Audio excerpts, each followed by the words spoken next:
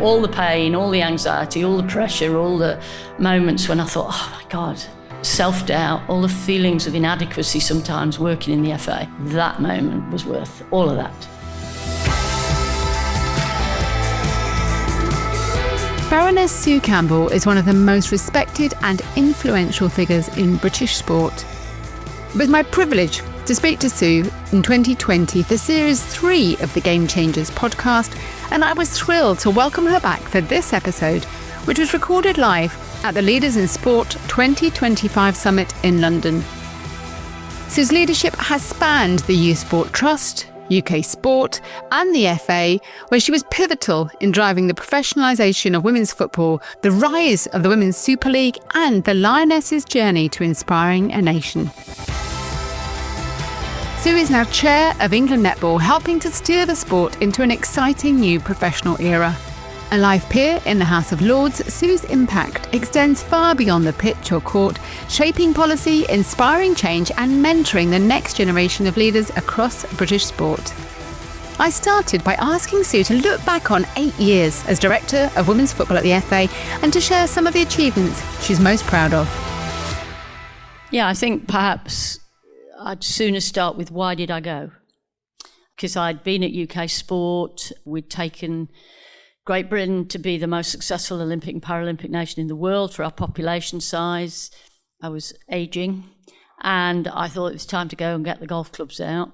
But I always say I've had lots of roles but I've only ever had one mission, and that was born in my first teaching job in Moss Side, Manchester, where I realised, because sport had been my life, I didn't realise it was a vehicle. I thought it was an end in itself. And then when I worked with young people in Moss Side who had very little hope and had some very big challenges that I'd never encountered before, I realised that I could use sport to change their lives. And so every step I've gone along the way, whatever the job has been, the mission has been clear in my head. And my mission has always been about getting more girls and women, not just to play sport, but to develop through sport. And when I was approached to ask if I would be interested in the FA, I actually said no.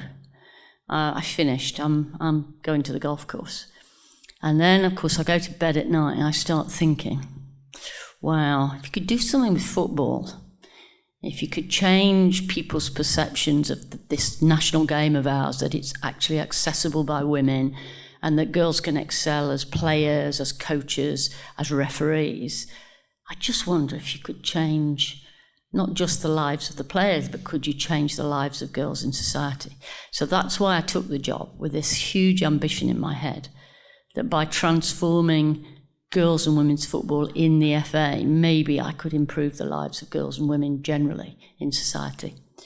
So having got into the FA, I have to say I initially struggled. The culture was, let me say, not one I was familiar with. I think you have to be respectful that men's football had been around a long time. The analogy I've used is it's like going to a party in somebody else's house. And you go in and it's well underway. It's been going a long time, in the case of men's football, hundreds of years. And you go in and you're standing in the kitchen thinking, I'm not too sure this is for me. And you've two choices, haven't you? One is you decide it's not for you, and I did think that through. And the other is you get the biggest glass of white wine you can find and you go and sit in a corner and you don't throw the things around in the kitchen because that's not going to change anything except make them think you're not somebody to be listened to. But you go and sit in the corner and you draw towards you the people who understand that you operate differently, and that's not how you're going to be. And very interestingly, a lot of people come to your corner because they too are uncomfortable, but perhaps haven't quite got the nerve to get a big glass of white wine and sit in the corner. And so I think that first impact was huge for me at the FA. And how long did it take for you in that corner? But how long were you at the FA until you realised, yeah, I do fit in here, I can have an impact, I'm going to make change? Took a while. I had a very good chief executive, Martin Glenn, who wanted things to change, and he said I had the reputation of being highly disruptive, and that's why he wanted me to disrupt. It was just thinking through how to disrupt what was so set. And I decided with Martin that we wouldn't set up a women's division in the Football Association. We would get some feisty women in each division of the FA, and I would matrix manage them so they would be kind of my soldiers, but they'd be deployed in each of the divisions. And we agreed that we would find people who were not just experts in what they did, but had a bit of feisty personality, in order that we could really challenge the status quo. So we could change women's football, but we could challenge the status quo of what was going on. So that team really was the beginning of starting to change things. And it probably took me a year to get the team in place that I wanted. You know, one of the great things I'd say about leading is you're only as good as your team. You know, and the greatest strength you have as a leader is knowing what your greatest weaknesses are and putting people around you who are better than you are. And once you've got that team, then anything's possible, frankly. And as you look back now, are there any, clearly there's so much that was achieved, so much that changed, but as you kind of sit and look back, what are the really key things that shifted in that time and have impacted now? I think I'm proudest of the team. I'm proudest of the fact that many of them some of the people who were already in the FA were very capable but hadn't been given a platform. So it was good to be able to... Kay Cossington would be a good example of that. You know, she was working as a talent scout. She ended up as the first ever technical director of women's football. So that gave me joy, and I'm still fundamentally a coach. I love watching people grow and develop. And one of the great things, I think, again, of leadership is that you leave something better than you found it. And that doesn't mean you. It means you grow people who can take it on and beyond. So I sat with a lovely smile on my face listening to Sue Day. Not that I had any help in her growth, but to listen to her talk, it just feels wonderful to have passed the baton to somebody who I know has the same passion and commitment and drive that I had. So I think growing the people was really important. I think I took over the England team. That wasn't in my remit when I started in 2016. I took that over in 2017. And I met this incredible group of women whose passion, desire to win was sort of burnt a hole through you. You only had to sit and talk to the Lucys and the Millies and the Scotties, and you could kind of feel this desire, but they weren't surrounded with the right support to make that possible. That performance area always takes longer than other things. But the joy of, winning the Euros in 22 is one will never leave me. And I remember walking down onto the pitch, and obviously, I was very central to recruiting Serena. When Serena started in September 21, I remember saying to her, I don't expect you to be a miracle worker. And she was, technically I was her boss. I'll put that to one second. Serena doesn't really have one. But technically on paper, I was her boss. And I said, I don't expect to be a miracle worker. You've got 9 months. But you've got this group of players whose desire is so strong, whose commitment is so strong, if you give them the right platform. And she just nodded at me, I don't know if she took a word in, I said. But she went off and did her thing. And I remember going down onto the pitch, and she walked over to me with her arms open and her eyes wide. And she said, what did I just do? And I said, you are a miracle worker. And you've done something exceptional for this country, let alone for football.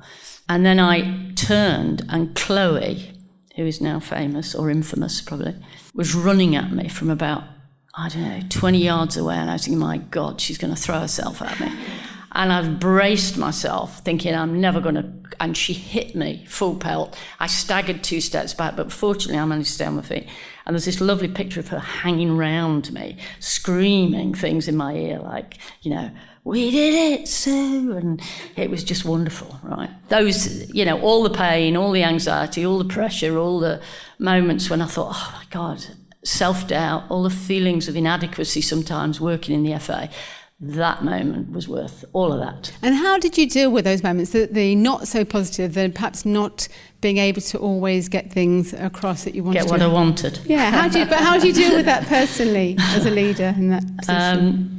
I think resilience comes, and this is going to sound a bit grand, but I think resilience comes from your moral purpose. All right, so no job I've ever done is about me.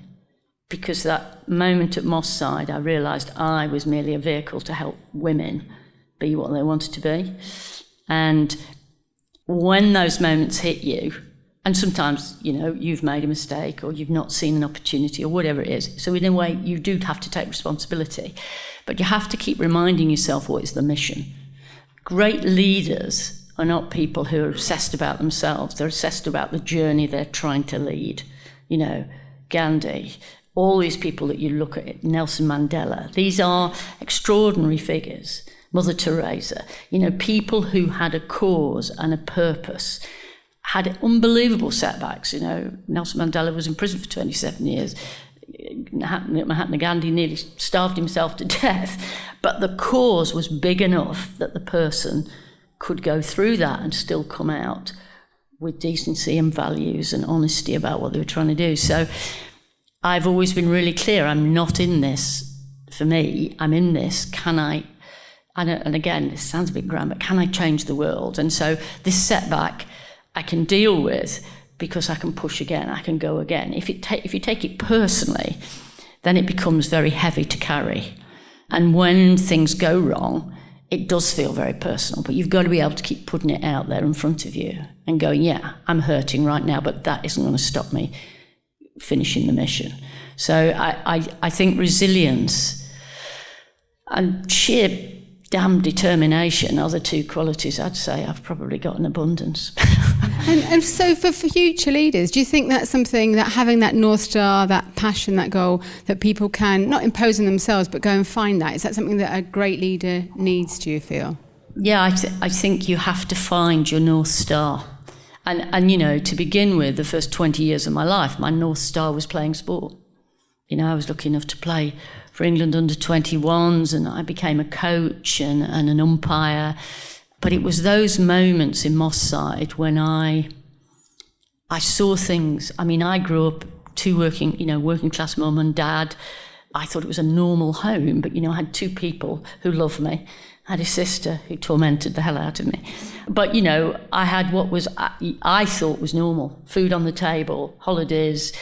And then I met these young women whose lives were already unbelievably challenging and had very different challenges to anything I'd ever experienced. And I was going to teach them netball. It kind of felt irrelevant. So all that time I trained to be a teacher. And then I suddenly realised that teaching wasn't about the subject. It was about finding that magic spark in kids that you can find if you listen. And I had to learn to listen really well to these young women and then ignite a spark in them, whether it was through dance or whatever it was. And the objective wasn't that they became dancers or great athletes. The objective was that they became people with pride and confidence and could stand a little bit taller in the world and could go on and do great things. One of the women I will always remember was a young woman called Clarion. And, she was considered by most to be the worst, those were the languages, that was the languages, the worst, the most disruptive, the most dangerous person in school. And through, I won't tell you the story, it's too long, but through listening, through understanding, through connecting with her, I realised that leading a gang and leading positively is not that far apart, actually. And she loved to dance. And I wasn't very good at it. Well, I like to dance, but I'm not very good at teaching it. And she became a better teacher than me. And did she go on to do dance? No. She left school with no qualifications, essentially, went into FE college and spent her lifetime in the health service. Now, does that matter? Yes, it does. Because it means sport can truly change your life. And it's not just about producing champions and medal winners, as wonderful as that is, and as great a platform that is to show young people what's possible. It's what you do with sport in developing those people that don't have hope, that have a sense of despair. And I believe in football, we've managed to ignite that light in many kids. And hopefully whether they become great footballers is less relevant to me than whether they become great people. It's fantastic to hear, isn't it? And that growth, that grassroots, the kind of social purpose of sport. But you also had a huge impact at the FA in terms of the WSL, that growth of the professionalism and the commercial element of sport too. So I just kind of wonder, as we look now, and I do remember having a number of conversations with you at the time around we need to make this sustainable and it's a long-term piece. So again, when you look now to where WSL 1 and WSL 2 are, do you feel you kind of got that right in the planning of, does it feel like it is in a sustainable place? Look, I think, and talking to Sue Day this morning as we were walking down from the station, these wonderful showcase moments, I mean, the brilliance of the Red Roses here last weekend and the tournament, and the brilliance of the women at the Euros, and the brilliance of our netball players, who did brilliantly in the World Cup and won the Commonwealth Games a few years ago. They're fantastic, but they are almost an illusion that the women's games are okay. We're not okay. The reason that platform is okay is because the RFU have invested in women's rugby, the FA invested heavily in the women's football, cricket similarly. But when you go to the next tier, when you go to those leagues, those professional leagues, and we're all now meeting together because we realise we're all struggling with the same issue, it's a big problem because we can't get the investment. We can't get the commercial leverage we need to grow that platform so that young women can play professionally. So the illusion, if you like, of the success at the top can actually work against us. And I think Sue said in her session this morning, the grassroots piece is going well, and I'd say that's true in most of our sports, because the showroom, the showcase, the shop window, as I call it, attracts girls to come in. But if there isn't that really concrete pathway and the opportunity to play at a professional level, then in a way we're fooling people into an illusion that doesn't come to anything.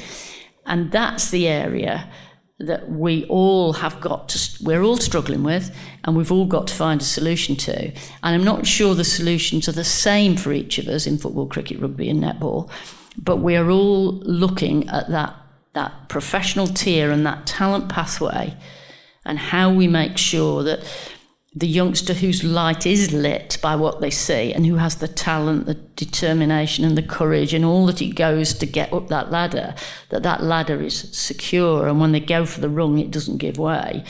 That's got to be our next ambition, and I think that's true for all of us. And those professional leagues are challenging. I mean, the Super League 1 is sustained massively by the investment from men's football clubs. Super League 2 is less secured that way and struggles, and the gap starts to grow, so that the notion of relegation and promotion gets more difficult. And in America, leagues are closed. So you only have, 10 franchises or 12 franchises. There's no promotion and relegation, because sitting underneath it is this amazing student system. We don't have that. We've got to sustain promotion and relegation, but we've got to find a way of lifting the tiers below up. And that's still a massive job for the women's game and the future of women's sport.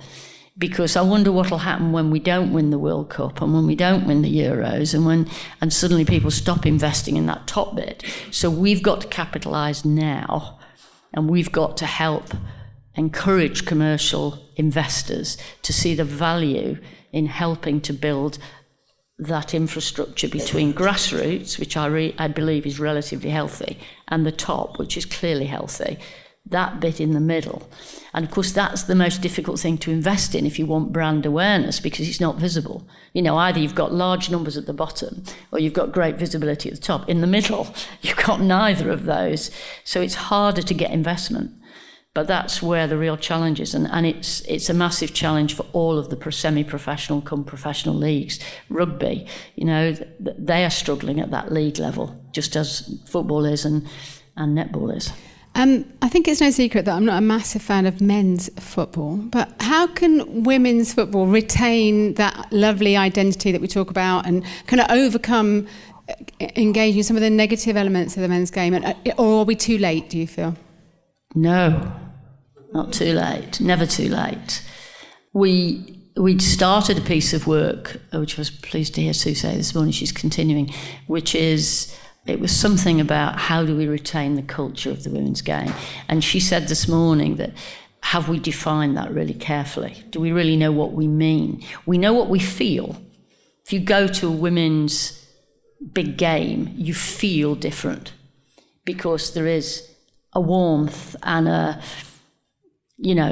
aren't people throwing beer cans around, and there aren't people swearing endlessly, and there aren't people singing provocative songs to the other end of the pitch.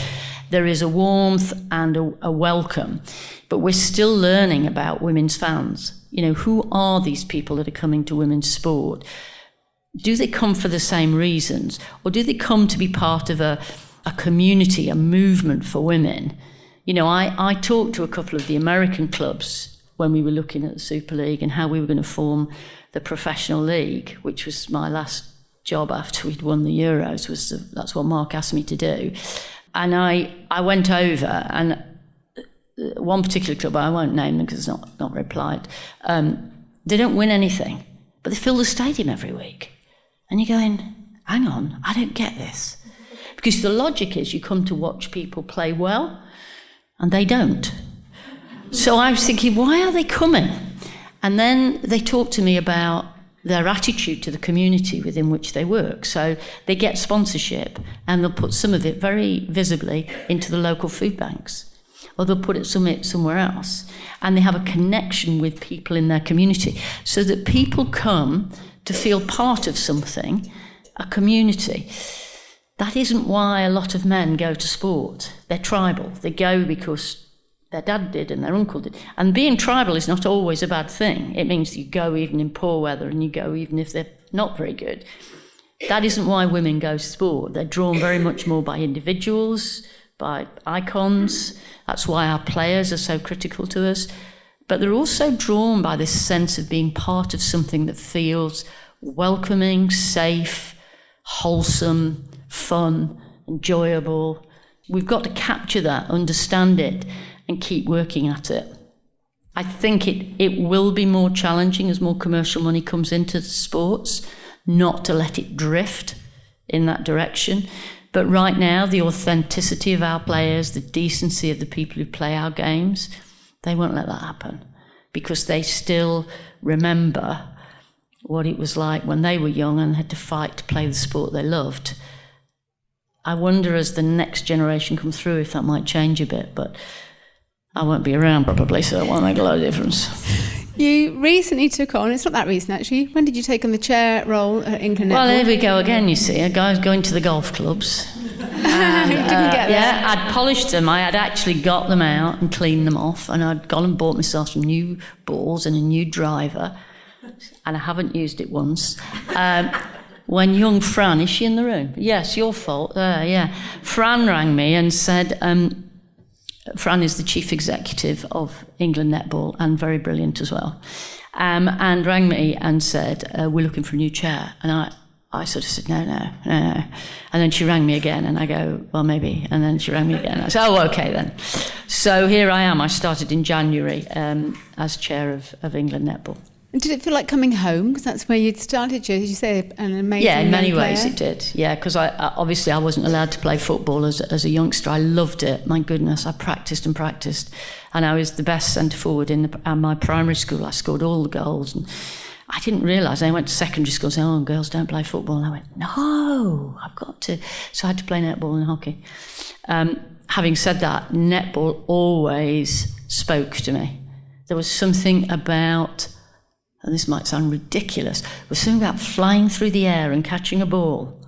I perhaps should have been a goalkeeper at football, but there was something about that I just loved, that kind of physicality, the athleticism of it, almost the beauty of it. We were talking about it earlier, weren't we?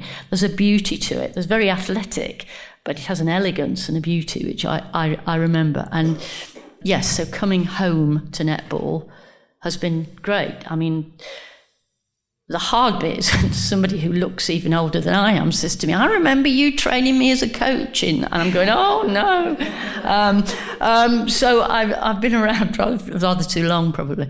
But yeah, I'm really enjoying it. Very different set of challenges to football. And obviously participation, we know, is huge in terms of netball. But how do we take that grassroots element and translate that into more commercial numbers in terms of the investment, the elite profile, the awareness of the sport? I know you've got lots of challenges, but that feels like a fundamental one for netball.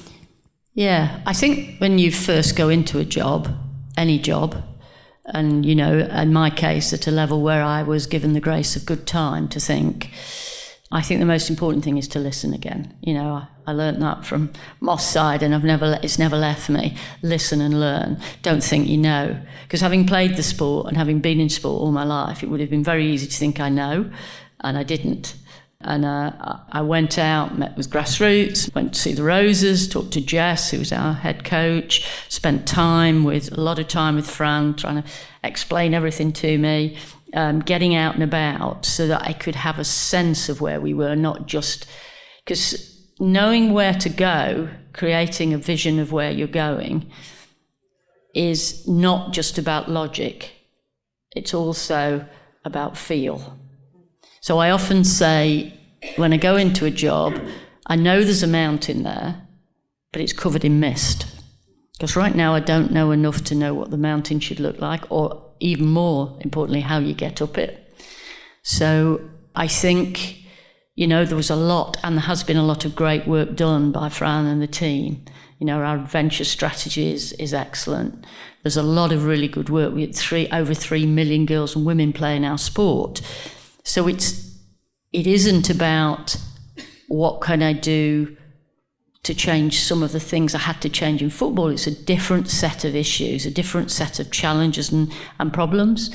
And one of the things is most people don't know what netball is. I mean, profile-wise, it's amazing how many times I go into a meeting with somebody and they say, oh yeah, I brought so-and-so, she's a netball player.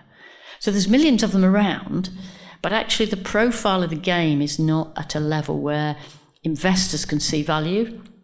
So first thing Fran and I and the team are doing is building profiles. So as of November the 2nd, we'll have a weekly newsletter in part of the Telegraph newspaper, which will start to give people more awareness of who we are and what we are.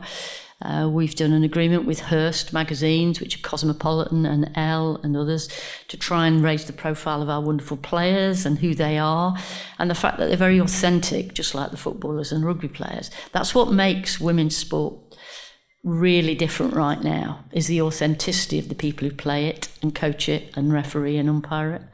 So lots of very different challenges to deal with. And we are hearing more at the moment about potential Olympic inclusion. Do you feel that could be transformational for the sport, or can the sport thrive and succeed without that? The sport will thrive and succeed without that. And I have no doubts about that. I think Fran and I were talking on the way. We went out to watch the Under-21s World Championship in Gibraltar. Don't ever, by the way, go to Gibraltar in bad weather. It is dire. You should have seen us trying to get out of Gibraltar was the miracle. But anyway, we're here. And we were talking about, you know, things aren't easy. And they're not. But we both absolutely know we've got something really special here. And it will happen. And we will make it happen. Whether or not we get the Olympics, yes, of course, being part of the Olympics is great for once every 4 years, of course. It's not being in the Olympics, it's what you do with the profile the Olympics gives you. It's the thing I always say to the players.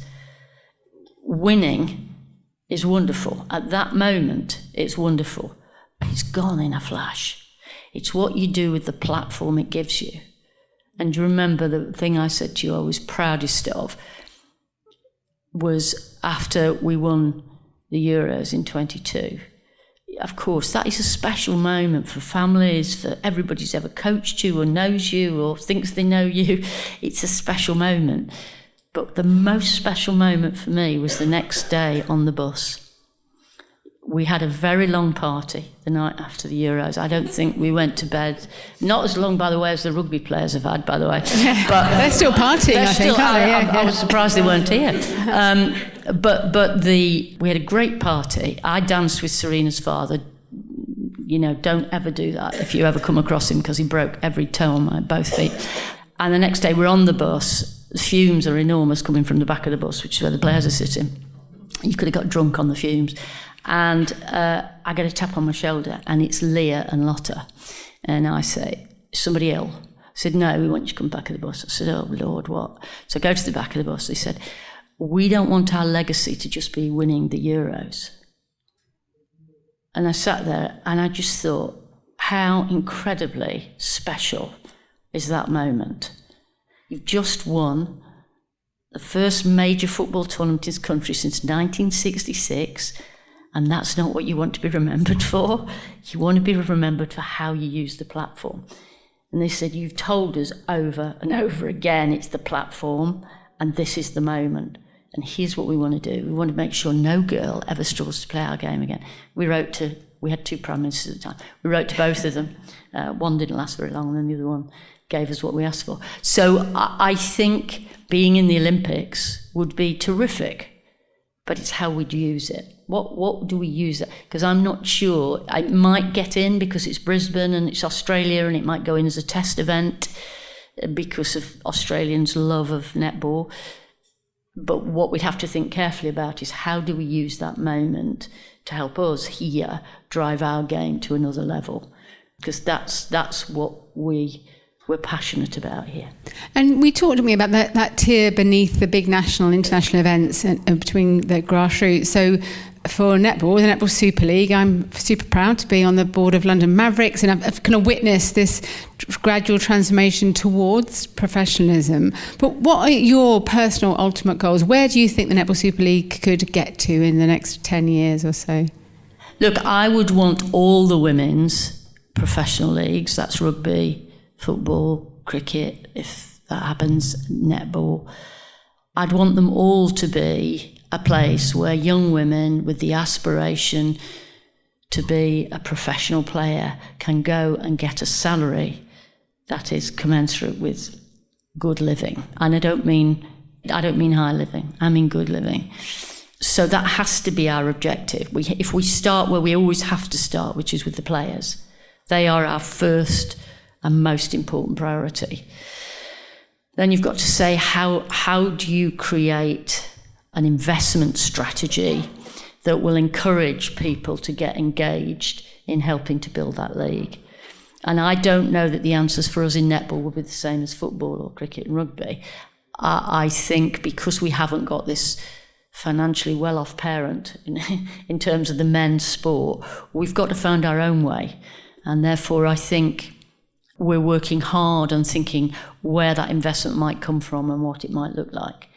So that league is important, not just to give us profile and presence, but for those youngsters, you know, and I also am passionate about dual career. I don't think we ever want a youngster to give up the day job, so to speak, to play our sports, because in the next 10 years, I don't think, maybe with the exception of football, that women will earn the sorts of money that will allow them not to have to work. And I also passionately believe it's healthy and good to have a dual career approach to things.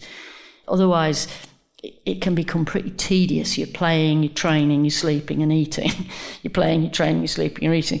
I think it's really good to have something else that you pursue. So I'm very optimistic about where we'll get to. I don't think the journey's an easy one. We're working really hard on it, and just watch what happens over the next couple of years. Watch this space. Watch indeed. this space. Your book, The Game Changer, is an incredible read. I sat down and read it in a Sunday. It was just amazing. I couldn't believe that. You texted me and said you read it in one day. Doesn't say much about the book, does it, really? It's a fantastic book. And every chapter... Not very long, in case you hadn't worked it out. Every chapter was a fantastic history of what you had done, and then a kind of leadership lesson within that. So I wonder whether, as you kind of sat and wrote it and formed it, were there any particular chapters that were particularly difficult for you to revisit, emotional to revisit? Yeah, I think there were two. I did the audio book as well as having written the book, so I had to do the audio, and I have to tell you that's one of the hardest things I've ever done, to actually do the audio. You know, I said, I'll get it done in a day, and the woman said, no, you won't do it in a day. I said, I will do it in a day. No. And in fact, it took me 3.5 days. And there were 2 parts where I had to leave the studio I couldn't do. One was my anorexia, the loss of my father, the despair I found, the love of my mother, the recovery. Even now I'm choking a bit talking about it. Hard. To read it was harder almost than to write it, because I heard it. and then I think the other one that really I found very difficult was the whole feeling of, and I didn't articulate it as clearly in the book, but I found it hard to read it, which was the real challenges of going into the FA and feeling like I was an alien from outer space. Not ever having felt that before. It doesn't mean I hadn't been subject to sexism and all the other things that goes with being a woman in any position, but I had always had the self-confidence and self-belief to somehow ride through that and to continue to be authentically me. I've never wanted to be something that somebody else is. I've learned from lots of people. I've been surrounded by great people, but I've always wanted to be authentically me. And I found in the FA that was the first time me felt like I wasn't good enough. That was really tough. I don't think I did get that from the book. No, I don't think you did. But as I was reading it, I started to feel it again. Yeah. And that's what I mean sometimes. And because I didn't want the book to be about, I did want it to explain some of the challenges I'd faced, but I didn't want it to be, I wanted to be an upbeat, positive, hopeful, optimistic book. I didn't want to make it into anything else. So for women working in that sport, in the FA, in terms of women leaders and future leaders, what advice would you give now from your experiences from someone that is so clear on knowing who you are and being authentic? If you struggled in that environment, what advice would you give? Well, I wouldn't give any advice to anybody in the FA, but I would say as a woman, we and this is there are men who feel this as well as a continuum of human life, right? It isn't, you can't say women feel this way and men feel that way. That isn't how it is at all. But there is I think women can be damaged more easily by comments and barbs, and I think we have to constantly go back to that mission thing. Don't take these things personally. If you take them personally, they can destroy you, and you have to be bigger than that. And that's so easy to sit here and say, and so damn difficult to do. But that's the same with setbacks, They're learning experiences. They're not things that should crush you. But it's very easy to be crushed. And I think that's probably true of men as well. But I think women show it more clearly. And I think that sort of emotional damage that these things can do to you is hard to recover from. But I genuinely believe if you keep focused on the mission, you keep reminding yourself you're just you. You get up in the morning, you clean your teeth, you walk the dog. You're no different to anybody else. You never will be any different to anybody else. The mission is where you're focused. It's where you want to go. Then people can't damage you as severely. But it took a lot. And I think the other one, which I know you will know about, was when Michael Gove made his terrible decision to get rid of the school sports structure that I'd spent 15 years of my life building, and watched somebody dismantle it in about 2 hours. That was brutal. And I think when you're vested in that mission, and you spend all your energy persuading people to be part of that mission, to go and to be part of something, and you're growing something, and people are trusting you that this is going to be okay, that's why they come with you. That's why they believe in you, because they think you're taking them to something better. And then to watch somebody dismantle the thing, and I think in the process made 3,000 people redundant, and that was the most cruel. And people were ringing me and saying, do something. And I was thinking, my God, do you think I'm not trying to do something? But I couldn't stop him. And I think I said to you, it was the time I lost my moral purpose. And I wouldn't take phone calls. I couldn't take anybody else's pain. I was getting these calls from people, saying, do something, help us, what can we do? And I just kept saying, I said eventually, I can't take any more calls. And then about 2 months in, and I was now withdrawn, something you'd never hear anybody say about me, but I was completely withdrawn and completely pessimistic about what might happen. And a young woman called Debbie Foote, aged 17, from Lincolnshire, rang me up and said, this isn't right. And I said, no, you're right, it's not right. I mean, I had to be persuaded to take the call, put the phone down, thought nothing more of it. 2 months later, Debbie rang to say, I've collected 750,000 signatures, I've organised 212 people, I've got the chip shop to give us all T-shirts that says, Save School Sport, and we're marching down Downing Street. And I went, oh, and I'm sitting here feeling sorry for myself, right? And what was my mission? My mission was to use sport to grow young people, to have the confidence, the self-belief, and the desire and the skills to be who they needed to be. And here they were. You know, they said, we don't want you to march with us. I thought, well, that's nice. But we'd love you to be there on the green, you know, outside the house. And I watched them coming down Downing Street, and I thought, oh, Susan, there's your mission walking towards you. And I could feel myself well up with emotion. And as they walked towards me, I thought, you're pathetic. You've just spent 3 months feeling sorry for yourself. Get a grip. So those moments are deeply, and it's, you know, I'm not unusual. People feel those things deeply. And I think you just have to be able to come back and say the mission is still there. Has your leadership style changed across your career, would you say, if you look back to when we first met actually at the UK National Coaching Foundation, as it was at the time, but have you changed in your style?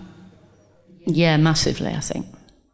I think I said to you over lunch, if I'd worked in the FA in my 40s, I'd have smashed a few people on their nose because I wouldn't have had the control over my frustration.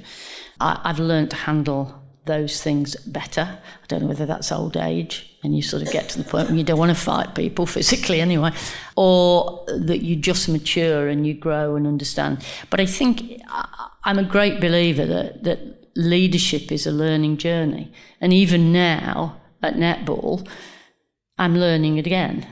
And if I wasn't learning, I wouldn't be excited by the job. And if the challenges weren't different, I wouldn't be excited by the job. So I think anyone who thinks they're a finished article is finished. They should retire. And I don't feel that. I still feel I can get better, I can improve, I can learn. Because the challenges are different, you know, I'm having to think differently, work at it, think about it in a different way. So I think leadership it's a journey, not a destination. You never get there. You just keep on evolving. So yeah, I've definitely evolved. There are bits of me that I liked at each point along the way, but, you know, you evolve to manage the environment in which you're in, and you evolve based on what your previous experiences have been. You do anything differently if you look back now? If you had God, yes. I'm sure I would do lots different. I think hindsight is a wonderful thing, isn't it? I think all you can ever do is say, when you make errors, and I've made them in every job, some more serious than others, all you can ever do is sit and say to yourself, did I make that decision at that time based on what I believe to be right? And if your answer is yes, then you can't beat yourself up about it. If you look back and you think, gosh, you know, I didn't take that into account, then it's a lesson. You learn. But it's no good beating yourself up, is it? Because your confidence and your self-belief is what carries people with you. It's like a tide.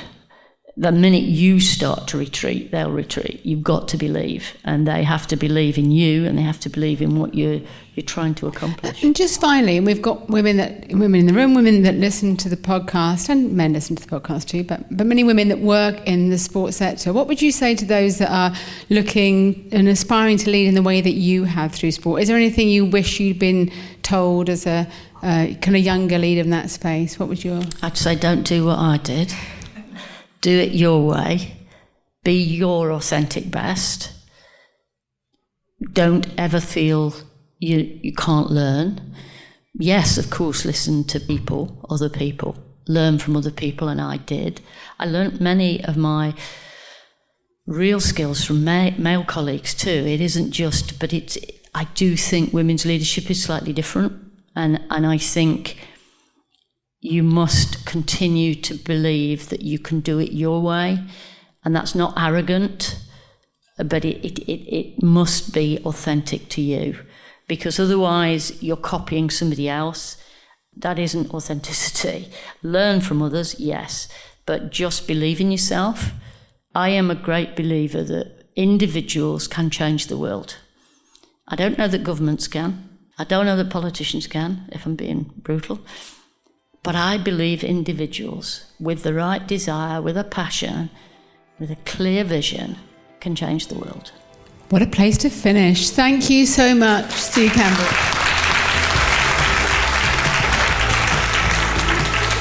I always learn so much when I speak to Sue, and this conversation was no different. What a woman. Thank you once again to Sue for coming along to Leaders in Sport to speak with us live at the summit. If you'd like to hear from other trailblazers in sport, there are over 200 episodes of The Game Changers that are free to listen to on all podcast platforms or from our website at fearlesswomen.co.uk. My guests have included senior leaders like Sue, along with elite athletes, coaches, broadcasters, scientists, journalists, and CEOs, all women who are changing the game in sport. As well as listening to all the podcasts on the website, you can also find out more about the Women's Sport Collective, a free, inclusive community for all women working in sport. We now have over 14,000 members across the world, so please do come and join us. The whole of my book, Game On, The Unstoppable Rise of Women's Sport, is also free to listen to on the podcast. Every episode of Series 13 is me reading a chapter of the book. Thank you to Sport England, who support the Game Changers podcast and the Women's Sport Collective with a National Lottery Award. Thank you also to Sam Walker at What Goes On Media, who does such a brilliant job as our executive producer. And thank you also to my colleague at Fearless Women, Kate Hannon. You can find the Game Changers on all podcast platforms, so please follow us now to ensure you don't miss out on future episodes. Do come and say hello on social media, where you'll find me on LinkedIn and Instagram at Sue Anstis. The Game Changers. Fearless Women in Sport.